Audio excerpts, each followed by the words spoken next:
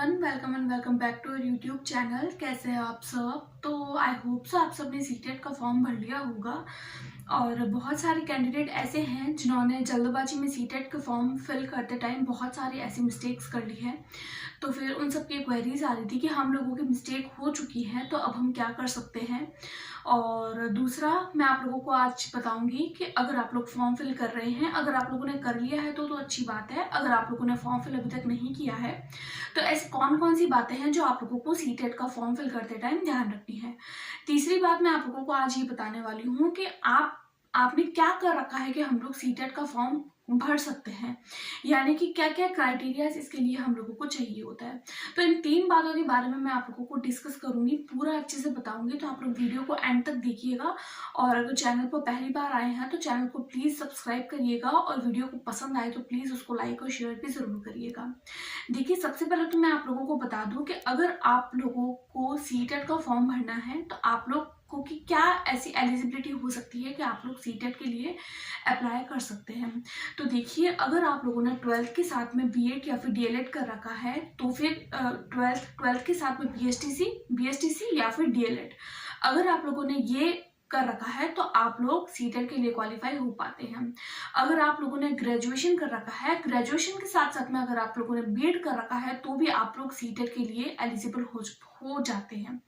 यानी कि बहुत सारे कैंडिडेट ऐसे हैं वो ये पूछते हैं कि हम लोगों ने जस्ट अभी बीएड या फिर डीएलएड में एडमिशन लिया है तो क्या हम लोग भी फॉर्म फिल कर सकते हैं। तो जी हाँ, देखिए, आप लोग भी फॉर्म फिल कर सकते हैं। अगर आप लोग कॉलेज गए हैं, नहीं गए हैं, अगर आप लोग एक भी दिन कॉलेज नहीं गए हैं, अगर आप लोगों का जस्ट एडमिशन ही हुआ है तो भी आप लोग सीटेट के लिए अप्लाई कर सकते हैं। अपीयरिंग में आप लोग फॉर्म डाल सकते हैं।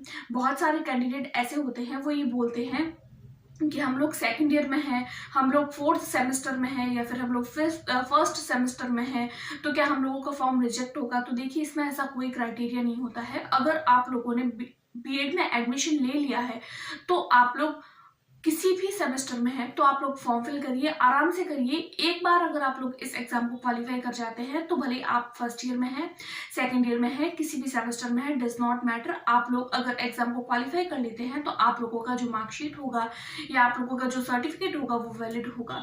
तो अगर आप लोगों ने बीएड किया है, कर चुके हैं, या फिर जस्ट अभी आप लोग एडमिशन लिया है तो भी आप लोग फिल कर सकते हैं।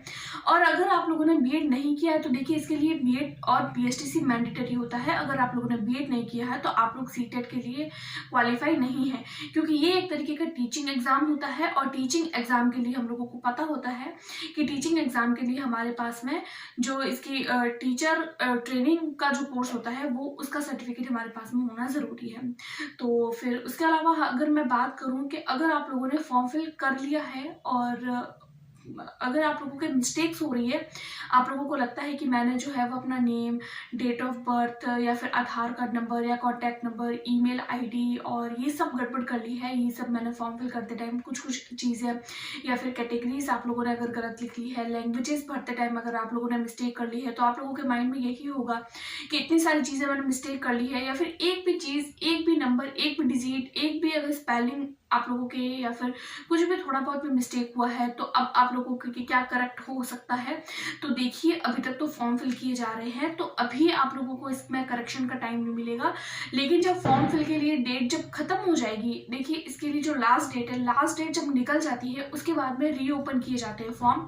उस टाइम पे आप लोग अपना जो है वो जो भी आप लोगों के एरर्स है, मिस्टेक्स है जो आप लोग ठीक करना चाहते हैं तो आप लोग कर सकते हैं। तो देखिए, अगर आप लोगों के अभी से फॉर्म में मिस्टेक हो गई है तो आप लोगों को घबराने की जरूरत नहीं है, क्योंकि आप लोगों को सीबीएसई एक बार फिर से मौका देगी, रीओपन करवाएगी आपके फॉर्म, और आप लोगों को फिर से एक बार मौका मिलेगा फॉर्म फिल करने के लिए, यानी कि आपके करेक्शन मिस्टेक करने के लिए। कई बार कैंडिडेट जो होते हैं वो अपने फोटोज में भी उनकी मिस्टेक हो जाती है, फोटो भी ब्लर आ जाते हैं, तो देखिए आप लोगों को फिर से मौका मिलेगा, तो आप लोगों को डरने की जरूरत नहीं है। तीसरी बात आती है कि हम ऐसी क्या क्या बातें ध्यान रखें। तो देखिए, आप लोग अगर फॉर्म फिल कर रहे हैं तो सबसे पहली बात, आप लोग जल्दबाजी मत करिए, क्योंकि बहुत बार कैंडिडेट क्या होते हैं, अपने बहुत आधे डॉक्यूमेंट जो है वो लेते हैं, अपने आधे डॉक्यूमेंट्स देखते हैं, आधे डॉक्यूमेंट जो है वो देखते ही नहीं है और बिना डॉक्यूमेंट्स देखे ही अपने जो है वो फॉर्म फिल कर लेते हैं। देखिए, अगर आप लोग कुछ भी चीज़, अगर फॉर्म फिल करते टाइम अगर आप लोग कोई भी चीज़ फिल कर रहे हैं, लाइक अगर आप लोग अपना नेम लिख रहे हैं, फादर नेम, मदर नेम, आपका डेट ऑफ बर्थ, तो ये सब चीज़ें आप लोगों को अपने 10th की मार्कशीट के बेसिस पर भरनी है। जैसा आपकी 10th की मार्कशीट में है वही आप लोगों को इसके अंदर फॉर्म फिल करते टाइम भरना है। अगर आप लोगों के 10th की मार्कशीट में ए है तो आपको वहां पे भी ए ही भरना है। ई लिखा हुआ है तो आप लोगों को ई लिखना है। ई की जगह आप लोग आई नहीं लिख सकते। अगर आप लोग इतने सी भी अगर आप लोग एरर कर लेते हैं तो अभी तो आप लोगों के चल जाएगा, आप लोग एग्जाम भी दे लेंगे, आप लोगों को मार्कशीट में मिल जाएगी। मेन दिक्कत कब आती है, जब आप लोग किसी जॉब में जाते हैं या फिर जब आप लोगों को उस सीटेट की सर्टिफिकेट की जरूरत रहती है, जब आप लोगों को डॉक्यूमेंट वेरिफिकेशन करवाया जाता है, उस टाइम पे आपको दिक्कत आती है। फिर आप लोगों को बहुत ज्यादा जो है वो दिक्कत आती है और आप लोगों को आगे और भी समस्याओं का सामना करके और उसको ठीक करवाना पड़ता है। कई बार तो ऐसा होता है कि आप लोग बहुत चक्कर लगाते हैं लेकिन फिर भी आप लोगों को ठीक नहीं हो पाता है और आप लोगों के डॉक्यूमेंट वेरिफिकेशन की जो डेट है वो भी निकल जाती है।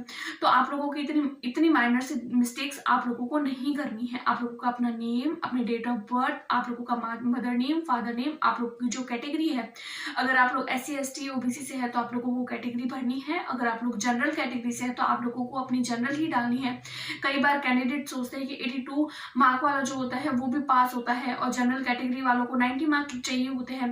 तो कई बार कैंडिडेट ऐसा सोचता है कि मैं भी SC ST OBC कैटेगरी में फॉर्म फिल कर लेता हूं तो मुझे भी 82 मार्क मिल जाएंगे और मैं भी क्वालिफाई इस एग्जाम को कर लूंगा। तो देखिए, आप लोगों को इस तरीके की मिस्टेक्स नहीं करनी है। आप लोगों को अपना जो भी आप लोगों का वैलिड सर्टिफिकेट्स आप लोगों को किसी भी चीज को लेकर मिले हुए हैं तो वही आप लोगों को डालने हैं, मिस्टेक्स नहीं करनी है। दूसरी मिस्टेक कैंडिडेट क्या करते हैं फॉर्म फिल करते टाइम कि वो लैंग्वेज गलत भर लेते हैं। लैंग्वेज का मतलब है, हम लोगों को पता है कि हमारी सीटेट के एग्जाम में 5 चीजें जो है वो 5 सब्जेक्ट आते हैं जिसमें हम लोगों को 2 लैंग्वेज भरनी होती है। Language as a first, as a second. कई बार कैंडिडेट क्या करते हैं, उनका जो भी हम लोग जनरली हम लोगों को क्या करना होता है, जो हमारा स्ट्रॉन्ग लैंग्वेज होता है उसको हम फर्स्ट लिखते हैं और हम लोगों का जो थोड़ा सा वीक होता है उसको हम लोग सेकंड पढ़ते हैं। लेकिन बहुत सारे कैंडिडेट होते हैं वो किसी दूसरे को पूछ के या फिर कई बार ऐसा होता है बाय मिस्टेक भी उन लोगों से हो जाता है कि वो लोग लैंग्वेज गलत भर लेते हैं। मान लीजिए उनको हिंदी फर्स्ट और इंग्लिश सेकंड भरना था और बाय मिस्टेक वो लोग इंग्लिश को फर्स्ट और हिंदी को सेकंड भर लेते हैं, तो उन लोगों की मिस्टेक हो जाती है। फिर वो लोग चाहते हैं कि हम लैंग्वेज को चेंज करें। तो देखिए, इसके लिए भी आप लोगों का जो है वो एक बार मौका मिलेगा आप लोगों को फिर से। तो अगर आप लोगों ने लैंग्वेज भी गलत भर लिया है तो आप लोगों को डरने की जरूरत नहीं है। लेकिन आप लोग इस बात का ध्यान रखें कि अगर आप लोग फॉर्म फिल कर रहे हैं तो आप लोग पहले से ही सही भरें, क्योंकि पहले आप लोग गलत भरेंगे जानबूझकर और फिर आप लोग यहाँ वहाँ भटकेंगे तो आपका ही टाइम खराब होगा, क्योंकि एग्जाम के लिए टाइम भी कम है। तो आप लोगों को प्रिपरेशन के लिए भी टाइम चाहिए। तो आप लोग अपने लैंग्वेज वाले पोर्शन को भी सही भरिएगा। सारे पूरा का पूरा फॉर्म जब आप लोग फिल कर लें तो उसके बाद में आप लोग एक बार क्रॉस चेक जरूर करिएगा। क्रॉस चेक करने के बाद में आप लोग फीस भरिएगा, क्योंकि एक बार जब फीस भर जाती है तो आप लोगों का वो पूरा फॉर्म सेव हो जाता है। उसके बाद में आप लोग करेक्टर नहीं कर सकते हैं, उसको करेक्शन नहीं कर सकते हैं। फिर आप लोगों को जब अलग से करेक्शन के लिए डेट मिलती है तो फिर कर पाते हैं। तो आप लोग अगर फॉर्म फिल कर रहे हैं तो इन सब बातों का आप लोग स्पेशली ध्यान रखिए, ताकि आप लोगों को बाद में यहाँ वहाँ वीडियोज नहीं देखनी पड़े। क्योंकि बहुत सारे कमेंट्स आते हैं कि फॉर्म में ये मिस्टेक हो गई है, ये मिस्टेक हो गई है, अब हम क्या करें। तो देखिए, आप लोगों को डरने की जरूरत नहीं है। आप लोगों को मौका मिलेगा, एक बार और मौका मिलेगा आप लोगों को अपनी मिस्टेक्स, अपने एरर को ठीक करने का। लेकिन अगर आप लोग दूसरी बार फिर से मिस्टेक कर लेते हैं तो आप लोगों को तीसरी बार मौका नहीं मिलेगा, फिर आप लोगों को वो मिस्टेक का सामना करना ही पड़ेगा।